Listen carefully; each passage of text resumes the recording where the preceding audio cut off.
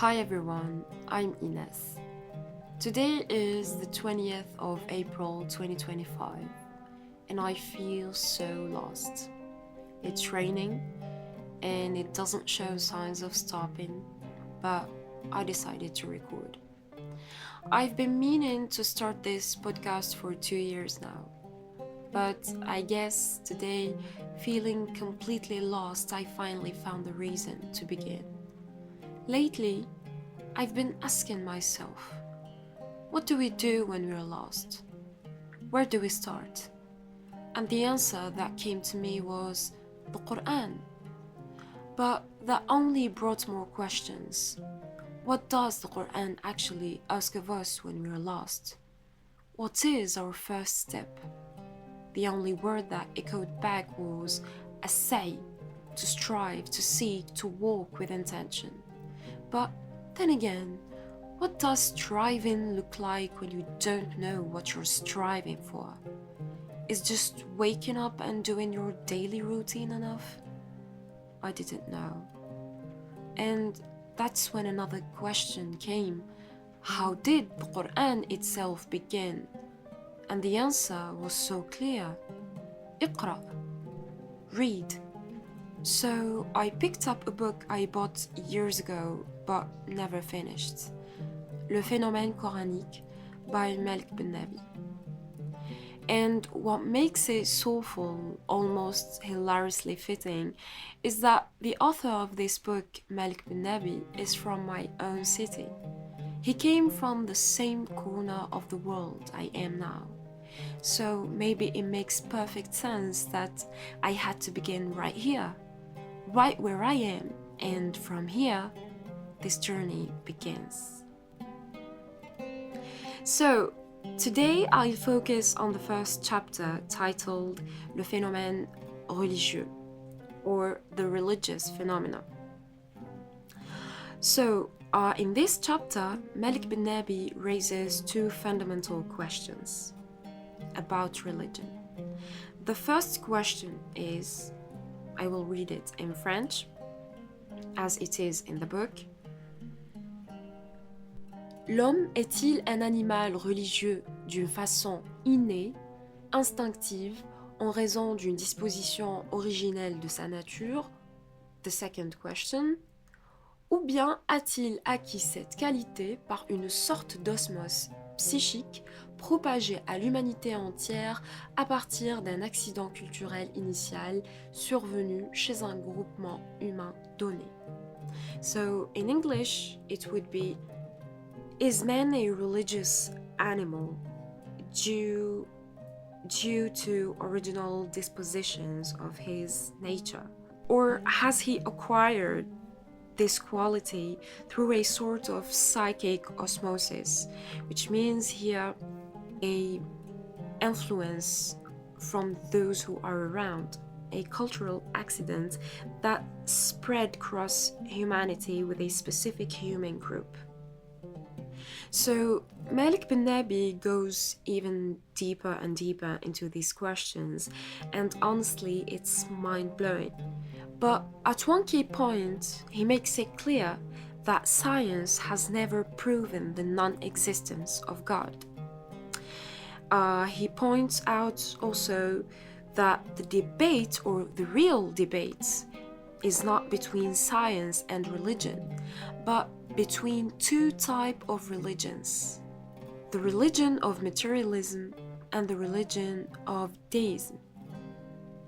Personally, I do believe that one of the most dangerous struggles that we are facing nowadays is our enslavement to matter and our complete obedience to the material world. And Malek Bennabi here, he approaches his analysis from two angles. He starts with the physical angle and then he finishes with the metaphysical one. So let me share a passage with you from the physical system. Yeah. Par axiome, la matière est la cause première d'elle-même. D'abord et d'autre part, elle est le point de départ des phénomènes de la nature. Évidemment, nous n'avons plus le droit de considérer la matière comme une contingence, puisqu'alors elle procéderait bien de quelque chose, d'une cause créatrice indépendante. Cela est incompatible avec l'hypothèse, donc elle existe simplement et elle est incréée. Alors, okay, yeah. So, try to translate this just to understand. So, by axiom, matter is the cause of itself. On one hand, it is the starting point of natural phenomena. Obviously, we can no longer say matter as a contingency, because then it would have to come from something, a creative cause. So, the word contingency is the main topic of this episode. Yeah. Now, what is contingency? So, contingency is something that may or may not happen, or we can say that something that depends on several conditions to exist. So here, if we ask ourselves, what would be the perfect example for contingency then, if it is something that may or may not happen, and which existence depends on many conditions? I think that it would be a human being.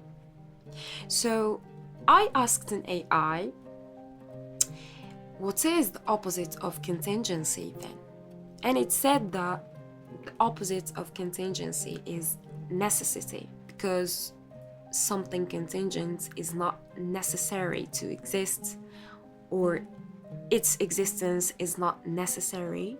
Then the opposite of contingency would be necessity. And then I asked again, what would be then the perfect example for necessity, if the perfect example for contingency is human beings?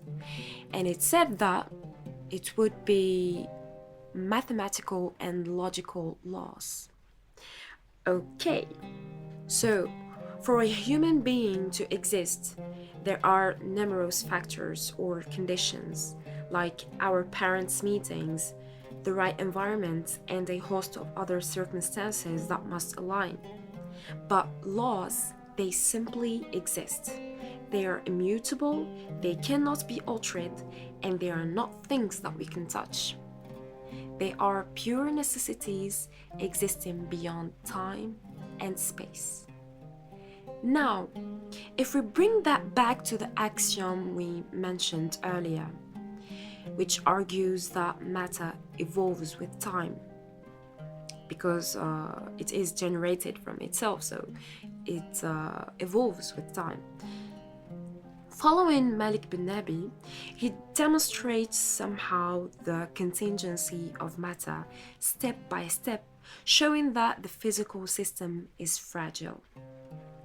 He highlights the limitations of systems like Mendeleev's periodic table, etc. This leads us into an interesting dichotomy between contingency and necessity.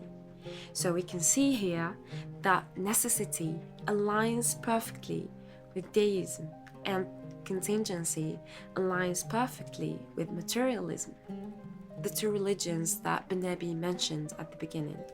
And it is really fascinating, actually, to think about how these concepts can shape different worldviews, from the abstract laws to the nature of existence itself. But this raises an interesting question here. Which one of these concepts takes precedence?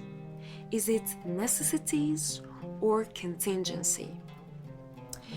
We can see, according to science, that necessities, they implicate or determine under which way matter exists. Maybe they don't generate matter per se, but they certainly have a role in shaping the way it behaves. Let's take gravity, for example.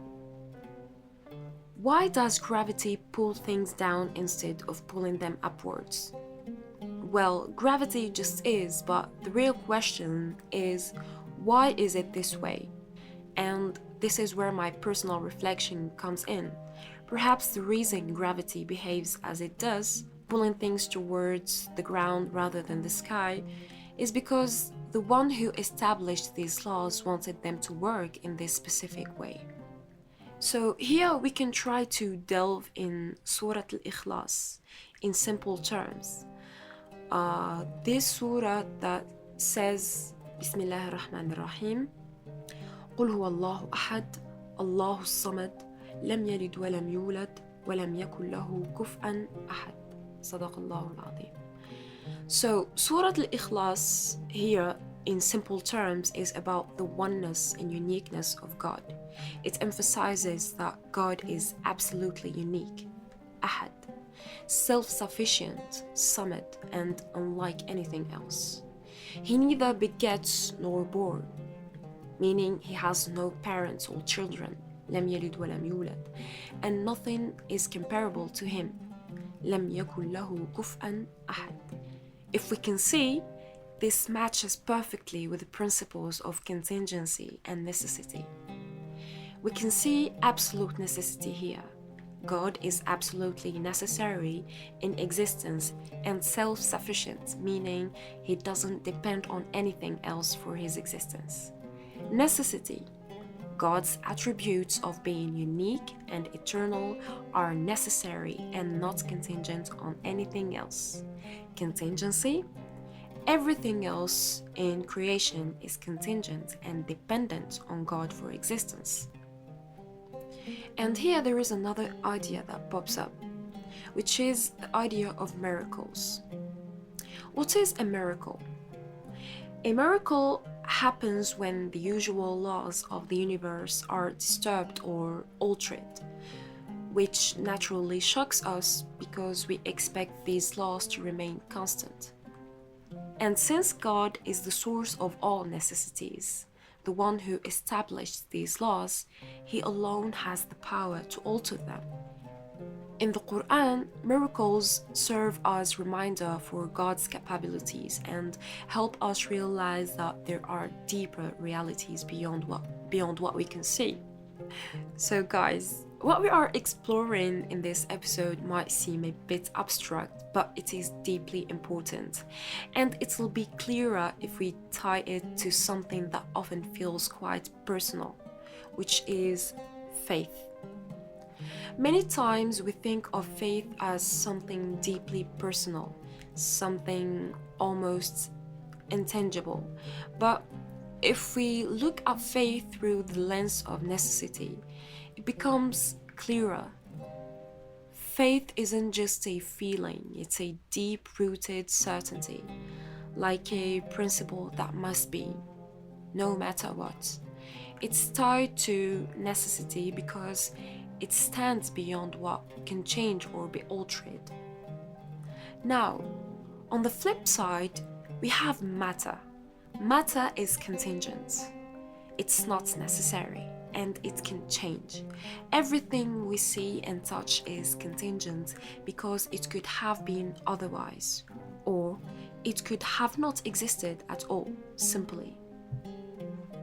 So, when we understand that necessity always holds a deeper foundation than contingency, it helps us understand faith.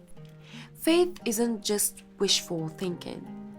It's a conviction that comes from beyond the changing physical world of matter, and this understanding can help us build a solid foundation for it. So, by recognizing this relationship between necessity and contingency, we don't just understand faith, but we're able to live with it, wield it, and feel comfortable with it, even when things seem uncertain. There is a common saying, which is, seeing is believing, meaning we believe what we can see. But in the Quran, the perspective is believing is seeing.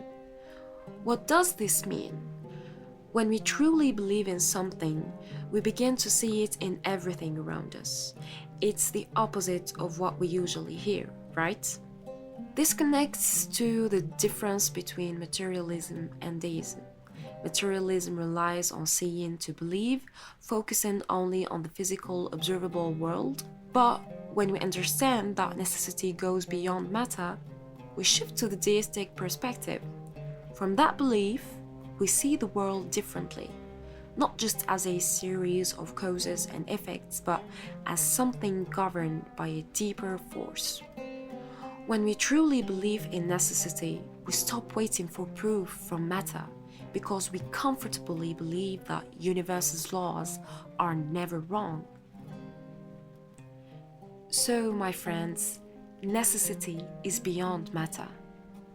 And if necessity changes, matter itself would change. This is an undeniable truth. Faith works the same way when we understand it as rooted in necessity. This way, we approach it with clarity and ease. Faith becomes not just a belief based on what we can see, but a fundamental part of existence. When we align with this understanding, faith becomes something we live with confidence and comfort.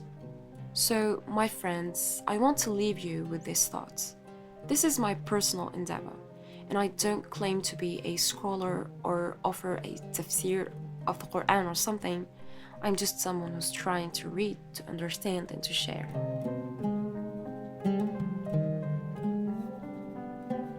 My question to you is this: if we truly grasp the concept of necessity, could we free ourselves from our obsession with matter and live in alignment with what is truly necessary? Thank you guys all for listening, and I'll be delighted to hear from you and to read from you. See you next time with another episode, maybe with Malek Bennabi or another author, who knows. And here's to the space between.